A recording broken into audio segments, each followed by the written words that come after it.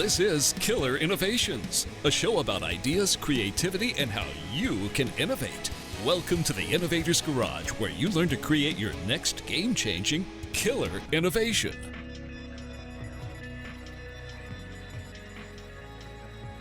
Welcome to Killer Innovations. I'm your host, Phil McKinney. We are here in the studio in northern Colorado. We are still doing our COVID-19 isolation up here, but the weather in the springtime is here in Colorado. You can see the picture behind me if you're watching us on the YouTube channel with the view of Long's Peak over in Rocky Mountain National Park. And today we are going to have a pretty interesting conversation. As I've shared in the past, in a number of times, the guests that come on to this show, we get them into some areas or industries or expertise that I'm interested in, but quite honestly, not in my technical background. Today's a little bit different because we're going to talk about 3D printing. And given my background and role when I was at HP and HP's investment in both just basic printing technologies, but moving into the 3D printing, this is actually a topic that I am actually personally interested in. I'm not a 3D printer guy from a technical or a science background, but this is an area that I think is going to be pretty transformative for all of us. And we're seeing some of that manifest itself when you look at the 3D printing industry and even hobbyists and their response to the COVID-19 activities and needs. It's been pretty impressive at how fast people can get self-organized when the need is there. So with that, let me bring on today's guest. Today's guest is Jonah Myerberg. Jonah is the CTO for Desktop Metal. Jonah, thanks for joining us here on Killer Innovations. It's my pleasure. Great to be here, Phil. Thank you. Thank you. So before we get jumped in on your company, Desktop Metal, give us a little bit of background because you have been in a lot of industries and a wide range of sciences. It's not like you've been a 3D printing guy forever, but you have a pretty interesting background. So give us a little history of yourself. It's true. It's true. I'm a mechanical engineer by degree. I've always been a kind of customer of 3D printing and additive manufacturing as an engineer. I discovered 3D printing as a piece of the larger AM process. But I guess I've always been interested in making things, right? I grew up in West Virginia, and I always wanted to turn my lawnmower into a go-kart. I don't think I was unique there, but went off to college at Lehigh University and then Johns Hopkins University. And I purposely took my first job with Black & Decker making power tools, right? Another tool that you can do stuff with and work with. And I think the power tools are a great example of a piece of a larger industry, just like a sander or a cut saw is part of woodworking, right? It's part of this larger art. So then I went from Black & Decker up here to Boston, to where I am currently. Took a job with Bose Corporation, and Bose is a highly innovative, just an amazing company. I really feel like that's when I was exposed to some really amazing innovation with what Dr. Bose had been doing for the past 30, 40 years. Dr. Bose is an amazing innovator and an amazing engineer. And for, the past 24 years, he'd been designing a suspension system for a car. I mean, who knew? It was Bose. They make speakers. But no, I mean, he had this grand idea of how he was going to use his controls and linear motors that he used for speakers to control the suspension of a vehicle in a car. So that was an amazing experience at Bose. And then I was reintroduced to engineering and to Black & Decker through a company called A123 Systems, who was doing work with new batteries coming out of MIT. Mm-hmm. And my team at Black & Decker introduced me to my co-founder, Rick Fulop, who's now, my close friend. And we built up A123 Systems around a new battery technology. And then we took that through all of its paces, built that company up, to a huge manufacturer of batteries. And then we sold it, to a large Chinese conglomerate. So that was an exciting time in which we took, lithium ion batteries into areas that they've never been before. And then after that, I was, working with some of my customers they use these batteries, and then off to found Desktop Metal with Rick Fulop, who I met back in 2005. Well, it's interesting. You were talking about Bose. I had the benefit of actually being up at Bose and getting a personal demonstration from Dr. Bose on the car suspension system. The old, drive it to the parking tie thing and having it stop and not having, it was a Lexus, right? Yeah, it was a Lexus. With the airbag, with the air. Well, he tells the story. He started off with he bought an old car that had air suspension systems, and then didn't like it and started playing around with it, and then drive right over the railroad or the parking barriers and all that, and having the car travel right over the top of it. I actually was friends with Vanu Bose. Oh yeah, sure. Right. So in fact. At HP, I was the sponsor for Vanu's FCC certification for his software-defined radio, which was his PhD project. He's another amazing engineer. Another amazing engineer, and unfortunately died way before his time. Both Dr. Bose and his son Vanu both. It was a sad loss for all of us when you've got, great minds like that. But I think Bose is also a great example of innovation because. What was it? He had 20 some years of research on this suspension system. What other company, what other organization commits to innovation on that kind of a long-term scale? We could have a whole separate conversation on, I believe the quarterly reporting requirements has been the worst enemy of innovation inside of organizations forever. I tell you, it's an amazing story because he started that work in the 80s. When the mechanical technology didn't exist and when the computing power didn't exist. But he had this vision of the future when it would exist.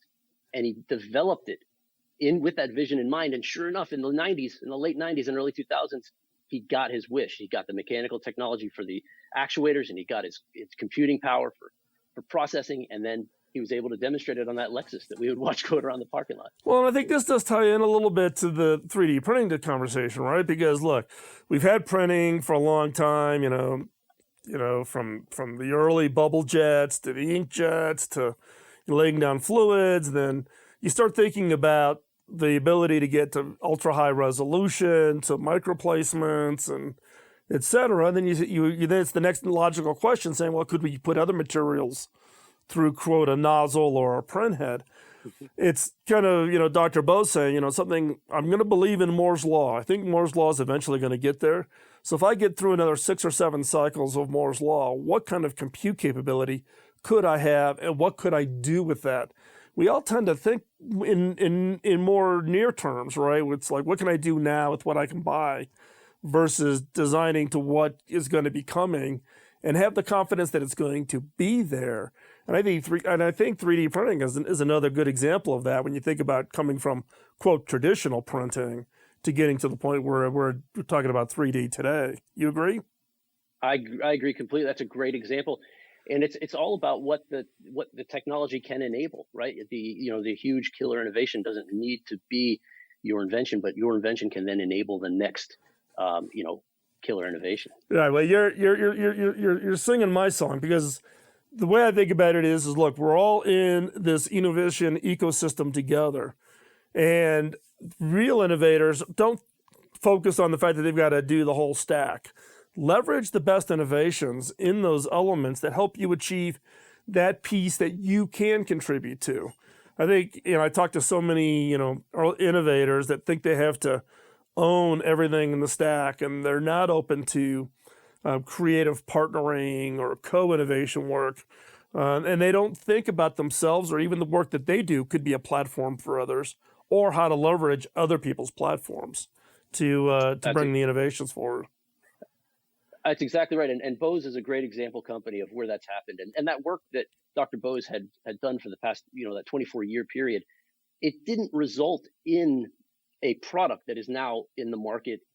It resulted in an amazing, innovative suspension system. But where it was applied was something totally different. It was applied to the seat of tractor trailer trucks so that truckers going long distances could now ride on this air suspension. So it became something totally different than what he had expected, but amazingly successful and amazingly popular by long distance truckers. Yeah, well, and I own a 45-foot Prevost luxury bus that has my studio in it, and it has it's a fully outfitted, and that's how my wife and I travel. And I have actually one of those seats in it, and it's fantastic it's fantastic when you're driving. And also the military used it too, right? They were using it, experimenting it with Humvees so they could go faster over very, very rough terrain. And an interesting story that I checked, Vanu told me this story and told me about his dad, Dr. Bose. When Vanu was growing up and all the way through teenagehood, Dr. Bose would not allow Vanu to have a stereo in his bedroom. So here's Vanu Bose as a kid, and his dad would not allow him to have a stereo, and his dad confirmed the story, which I thought was absolutely hilarious. With that, we're going to take a quick commercial break. When we come back, we're going to continue our conversation with Jonah Myerberg from Desktop Metal. Don't go anywhere. We'll be right back after this quick break.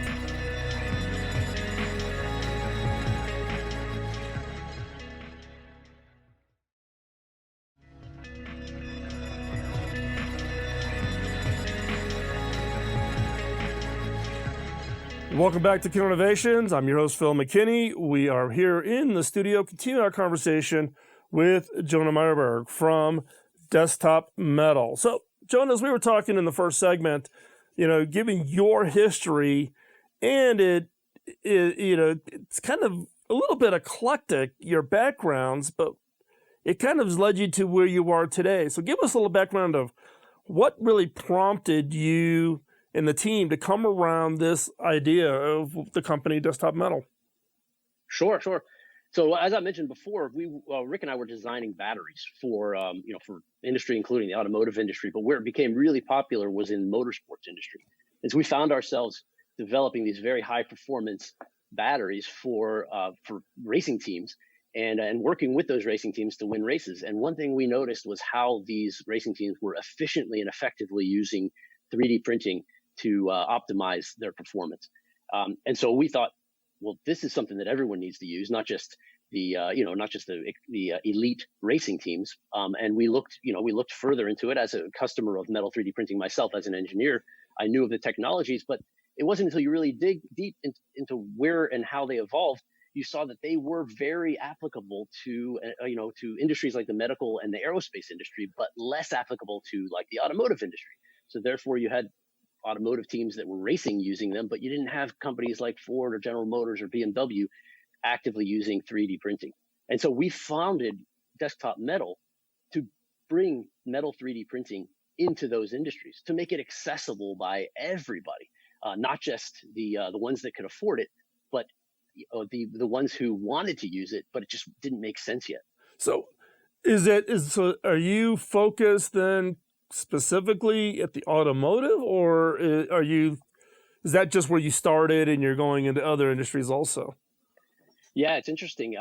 What we found is that there are so many different industries that are attracted to 3D printing in one way or another. Automotive industry is just one great example. But consumer electronics use so many little metal parts and have to invest so heavily in single designs that metal 3D printing makes a huge impact on them, remaining flexible and evolving their designs to the next generation and changing quickly and fast. One industry that we didn't expect was the jewelry industry. I mean, the jewelry industry is a very high, difficult industry to manufacture little metal parts, and they would love to print precious metals like silvers and coppers and gold and platinum, and so that's hugely popular right now. So we're touching every industry that you can imagine right now that touches metal. So here's always been throwing a little stone here in the conversation about metal 3D printing is fidelity and finishedness and readiness of the part coming out of 3D printing. So how do you address that from the standpoint of the critics that are out there that say, oh, it's more of the hobbyist thing rather than being something that could, seriously impact kind of supply chain or speed to market, those types of things? Yeah, it's a common criticism, and it's a misconception also. So 3D printing was traditionally judged on the performance of the parts that are produced, and originally small little plastic parts were more for models, like looks like or fits like, but certainly not functional prototypes or functional models. I mean, when I was working at Black & Decker and we were prototyping the next power tool, there's no way we could run that power tool because it was built with 3D printed parts. But that's evolved now to fully functional, strong parts that can be exercised, can be stressed and used as a real part. So fidelity is certainly one aspect of it. You know, how flat is a surface? How small of a pixel can you build the part out of? But performance is a much bigger picture. It's how strong is that metal? How strong is that plastic or that polymer? And is the chemistry right? You know, can you build a stainless steel with the right chemistry that makes it heat treatable or hardenable or corrosion resistant to make sure that you maintain carbon levels and oxygen levels and the levels of all the other ingredients in that. So it's absolutely essential to create that functional part, but fidelity is just one piece of it. Yeah, and you bring up a good point though, right? Because when people think about metal printing, they're thinking about metals, but a lot of some interesting work is in the polymers. It's in the other kinds of high performance materials, not just, you know, can I do aluminum or steel or whatever on the metal side of it. So how hard is it to like on the material side? You know, one of the things that I know in my previous life was trying to get materials qualified. How do you work with the material suppliers to make sure that their materials will work in these kinds of new 3D printing strategies? So talk us through that a little bit, because every month there's a new material that's now available to 3D, you know, high performance 3D printers. What's the challenge on that? How's that all done?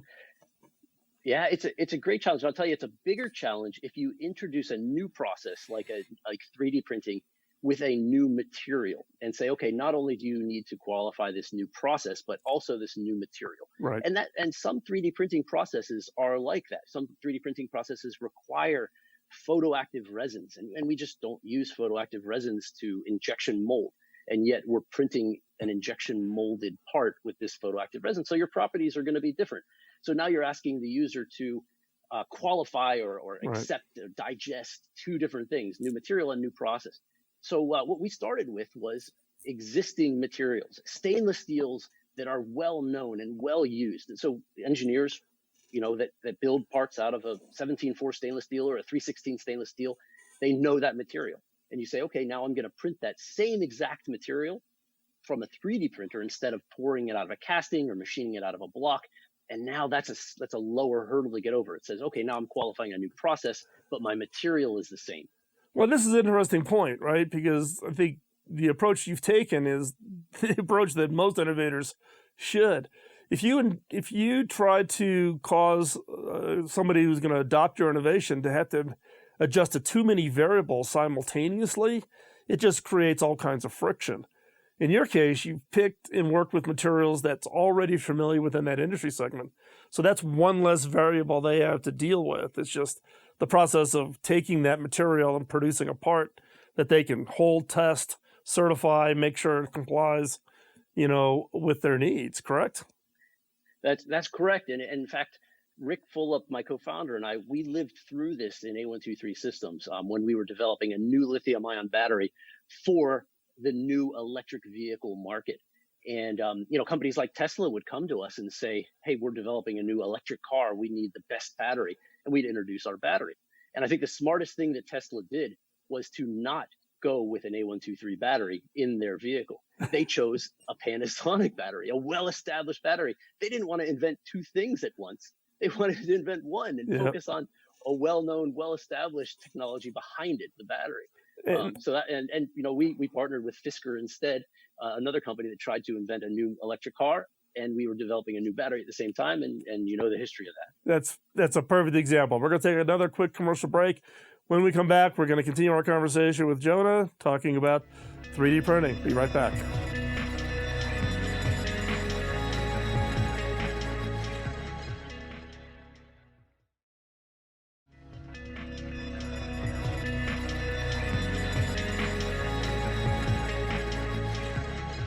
Welcome back to Innovations. We're continuing our conversation with Jonah Myerberg at Desktop Metal. Now, Jonah, one of the things that we've all seen in the press, particularly, you know, more recently, obviously, with regards to the benefits of 3D printing. But the more recent impact has been related to COVID-19.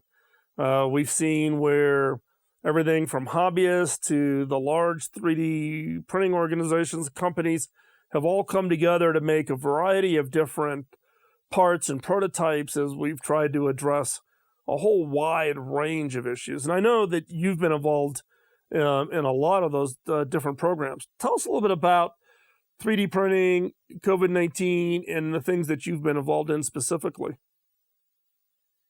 Sure. So one of the first things that Desktop Metal did back in March, as this all began to happen, is that we opened our doors and our technology. I mean, quite figuratively, of course. But we launched a website. We put out an email address, and we said, "What can we do to help you?" We were talking to all the hospitals, all the essential workers. What do you need? And then we sat back and we started to see it come in, and it poured in. And we started to see the shortage of swabs was a great example of an area where we were asked to help, and where my co-founder Rick Fulop really took it on his own to build out an organization of CEOs to handle that. We had requests come in from the VA hospital here for converters for their face masks to make scuba shields into face masks. There was this huge initiative that happened countrywide, I mean, really worldwide, where innovators were developing new types of ventilators. And so we wanted to support that. What could we do to help makers and small companies innovate and make new types of ventilators? And so we started working with those and hospitals who were going to use those ventilators or had a ventilator shortage. What could we do to help them? And then we just, we had some amazingly creative doctors and innovators ask us to print parts that they had engineered for their help in the office. And so we helped them to do that. Yeah, and I mean, and the fact is, I think opening up your platform and making it easy for people to interact with you in these kinds of crises has really shown. You have provided us with some images here. I'd like to walk through some of these. This image that you sent me, and if you're on audio, you're going to have to hop over and catch the images over on the website. We'll post them there. But this is the ability to scale up the swabs being so critically important for scaling up testing to be able to get enough tests for COVID-19. Walk us through this. What are we seeing here? Yeah, so we were really curious as to whether we could help manufacture these swabs through 3D printing, because there's such a shortage. I mean, you need 10 million of these swabs a day to start to produce the tests that are necessary to really turn things back on in this world, especially and just in this country. So the swab is an incredibly complex little device. I mean, it has this little bristly tip that it's used to collect the specimen, but then it has this handle that is engineered to collect the specimen, but then break off into the vial for collection. And then it has this neck that's supposed to bend to get back behind the nasal cavity and collect what it needs to collect. That is traditionally made without 3D printing, right? It's like a nylon bristled little head. And when you look at it first, you say that's not 3D printable. There's nothing that we could do there. But when we got all of the companies together and we said, how do we address this? The first thing that we did was to redesign that swab. And a lot of these companies figured out how to design that collection device at the tip so that it could be 3D printed effectively and efficiently, and then useful in a material that was bendable, that would go behind the nasal cavity and could also snap off. And what material is it made out of? So it's funny. It's made out of various materials by the different companies who have agreed to print it. And there's two major companies that are participating in this right now, Form Labs and Carbon. And they both are really materials manufacturers themselves. Sure, they make these amazing 3D printers that they use as their photoactive resin to grow parts. But they develop that resin, and they develop for many different applications, including medically and biocompatible materials. And they've never printed swabs before, but it was very easy for them to transition into that with these materials that were biocompatible and flexible. Interesting. The other example that you gave, and I'm going to assume that this is the picture we're talking about, and this is using the scuba mask then to make it as a PPE for, for doctors. So you basically converting a full face mask for scuba to protect frontline workers. Talk us through this. Yeah, it's a great innovation that actually came from the doctors, from the front line. And these are doctors who are dealing with potentially infected patients all the time, and they are running out of PPE. They're running out of masks or hoods, and they're looking for alternatives. And they look in their garage, they look in their own garage, and they say, hey, I've got a scuba mask. I wonder if I could use this in the lab. And then they determine that they have some filters that they use for other pieces of equipment. And they say, if I could just attach that filter to my scuba mask. And if you go to the next picture, you'll see exactly what they have been doing. They asked us to design and provide a converter that would take a common commodity HEPA filter, something that was on the order of the N95 or better, and connect it to their face mask. And by doing that, they now had a reusable piece of facial protection that would protect them in the office.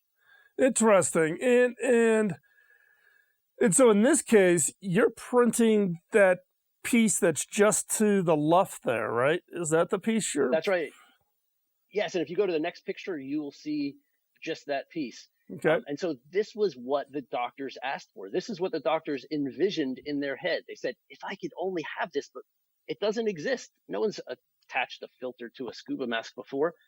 But this is how 3D printing is so valuable. It's flexible. It doesn't anticipate a single solution. It tries to be as flexible and as agile as possible by trying to anticipate any solution.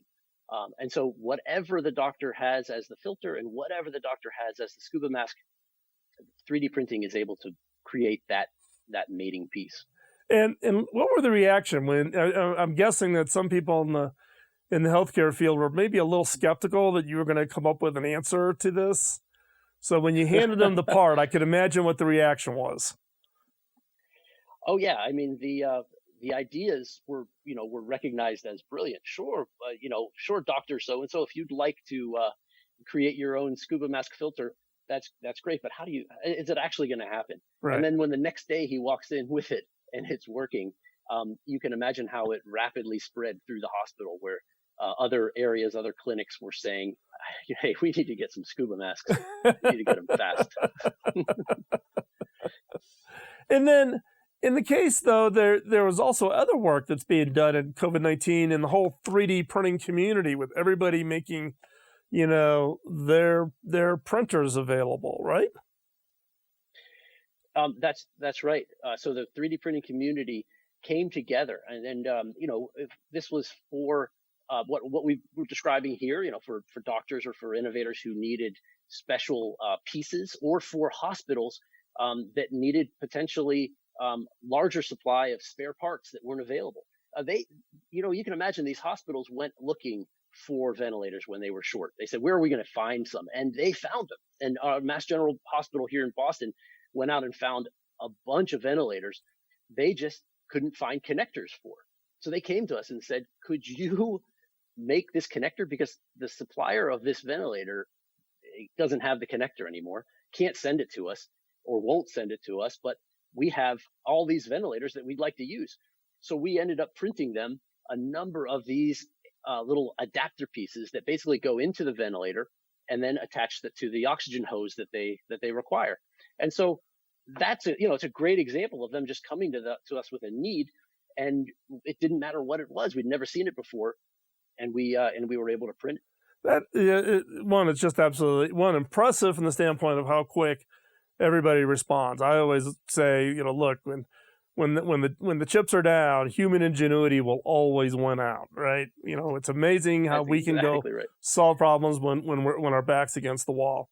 But in this case, also bringing people who probably don't have a lot of familiarity with the technology to even know to ask the question of, can you help us solve this? I don't know how you do it, but could you solve this?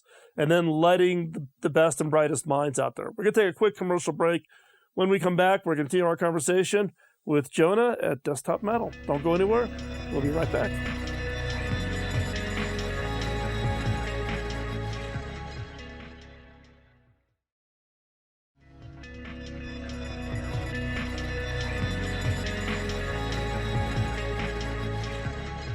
Welcome back to Killer Innovations, continuing our conversation with Jonah Myerberg, Chief Technology Officer at Desktop Metal. Now, Jonah, we've been, as I look back on your career, you come from a wide range of different industries.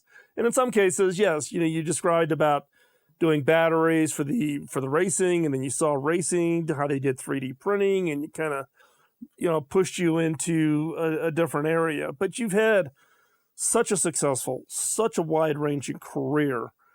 If you were to sit down and you're going to coach and mentor maybe a new engineer coming in, just graduating, starting their career, or an innovator early in the process of coming up with an idea to create a business, what advice would you give them? What advice do you wish maybe you had starting out, kind of those lessons learned, or as we say in the innovation game, the scars earned in the process of making things real? What would be one or two pieces of advice you would give? Right. No, it's a great question, especially for the young entrepreneur and inventor. And I always say dive in now. Dive into the river. There's a lot happening around us, and you need to be in there, swimming around with it to feel for those challenges. Mm-hmm. Don't be afraid to ask what's broken, what needs to be fixed, and don't be afraid to try to fix it. And don't be afraid to fail at fixing it, because no one fixed it on the first time. So keep trying, keep failing, and keep trying to help people. Everyone has a challenge that they're working on. There's real world issues going on right now that need innovative solutions. It's just a matter of going out there and putting your finger on the pulse and understanding what's going on, what could help. Learn broadly. Don't just focus yourself in one area. I always like to say that there are PhDs for everything, and you can use them at your disposal anytime you want. But if you want to truly be an innovator, go broad. Learn as many tools as you possibly can, and then combine them in new and clever ways. Innovation is not about digging deep into the physics and finding the newest solution. It's often as effective taking existing solutions, existing tools that have been developed over the years and applying them in different ways, completely foreign areas than they were born in. And you'll see, you'll bear fruit very quickly doing that. Well, I think you bring up an interesting point, right? Because there's some people who kind of hesitate that says, well, there's this problem. There's but to solve that, I need to become an expert in X. And so therefore, I'm going to spend the next 5 years becoming that expert before I do the solution. And many people overlook the fact that in some cases, the best solutions don't come from the experts. They're not biased based on their background or education. In some cases, some of the more creative ideas that I've seen have come from people who have no background in the area of the problem. That's absolutely right. Cross-functionality and cross-pollination of industries, taking something from, the industrial area and applying it into the medical area or vice versa. Right. This is where a lot of innovations come from, simply because the experts have already developed the solution. They just haven't applied it everywhere that it could apply. So don't reinvent the wheel, apply the wheel in other areas. And you can always find the expertise that you need, right? You can go find, and I have found, I've made random phone calls to professors because they've written a paper. One, they're thrilled that somebody called them about their paper that they didn't think anybody read. And then two, they're more than willing to share with you what their expertise is, right? It's part of how the process works. Find the best expert. The other question I wanted to ask you real quick here is, those when I come across people who have been very successful in the innovation ecosystem, inventing across a wide range of technologies, the one thing that unique characteristic is curiosity. So what are you curious about now? not related to 3D printing. What's the thing that's kind of that's piqued your interest, that's kind of rattling around in that head? What's the new thing you're curious about? Well, I think that the world and the country we're looking at becoming more efficient and becoming carbon. The goal is to become carbon neutral and reduce our dependency and our production of carbon gases. But what really interests me is to go beyond that. I think that to be successful in that, we need to become carbon negative. So what technologies are out there to really go over that line and say, not only are we going to become carbon neutral, or we're going to do things that are carbon neutral, but we're going to do things that are carbon negative. How can we do the same things we're doing now, but in a carbon negative way, absorb carbon from the atmosphere? And I think that is really where innovative technologies are going to come from, that are going to be widely accepted globally. Oh, that is exciting. That is exciting. So, Jonah, if someone in the audience wants to follow up and keep track of what you're up to, what's the best place to keep track of the work you guys are doing? Yeah, check us out on our website, www.desktopmetal.com, or on our social media pages. We love to post the news and the exciting things that we're doing. Just search for Desktop Metal, and you'll find us very easily. Great, and we'll have all those links up on killerinnovations.com. Jonah, thanks a lot. Really appreciate you taking the time to join us here on Killer Innovations today. My pleasure. So as we wrap up today's show, just want to thank you for taking the time out of your busy schedule to join us. As you know, if you've been a listener for any time here of the show, we started this show back in 2005 as a way to pay it forward. It was a challenge given to me by my early mentor, Bob Davis.